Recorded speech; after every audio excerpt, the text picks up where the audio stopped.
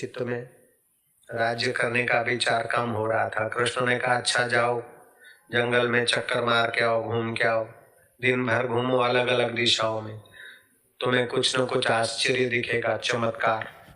उसका फल श्रुति मैं तुमको रात को बताऊंगा, फिर तुम्हारा राज्य करने का इरादा हो जाएगा। पांचों भाई अलग अलग दिशाओं में गए। युधिष्ठिर क्या देखता है, हाथी है लेकिन 2 सूंड वाला हाथी। आकर कृष्ण से पूछा, बोले ऐसा ही कलयुग आएगा, दोनों तरफ से शासक लोग, अधिकार अधिकार, भोग भोग, प्रजा गई बाढ़ में, ऐसा कलयुग आएगा। देश विदेश में ऐसी बहुत कुछ है, कहीं कम कहीं ज्यादा। दूसरे भाई ने आश्चर्य देखा, 4-5 बावड़ियां हैं, छलक रही है, भरी हुई है, लेकिन बीच की बावड़ी खाली खट। चारों तरफ की बावड़ियां पानी से भरी और बीच की खाली खट।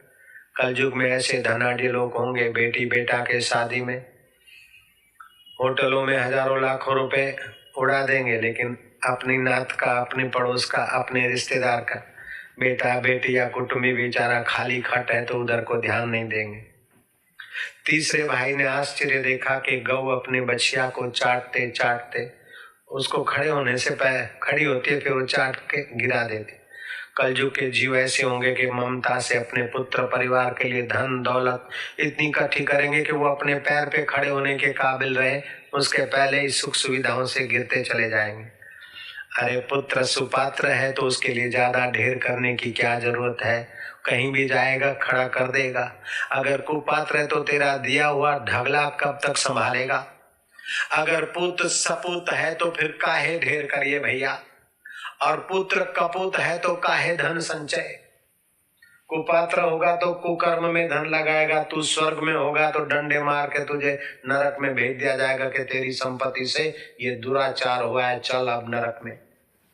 इसलिए पुत्र पुत्रियों के लिए, जवाइयों के लिए ढेर मत करो, अड़ोस पड़ोस के गरीब गुरबों का भी ख्याल करो और अपना परलोक संवारने के लिए भी शुभ कर्म खोज लिया करो।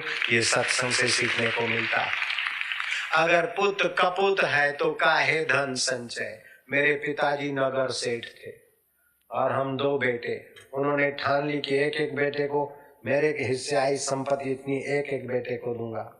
मेरा नाम आसुमल था, मैं 3 साल का था, मेरे नाम का प्लॉट लेकर महल बनने की तैयारियां हो रही थी, लेकिन उनके महल की एक ईंट भी मेरे काम में नहीं आई। जयराम जी बोलना पड़ेगा।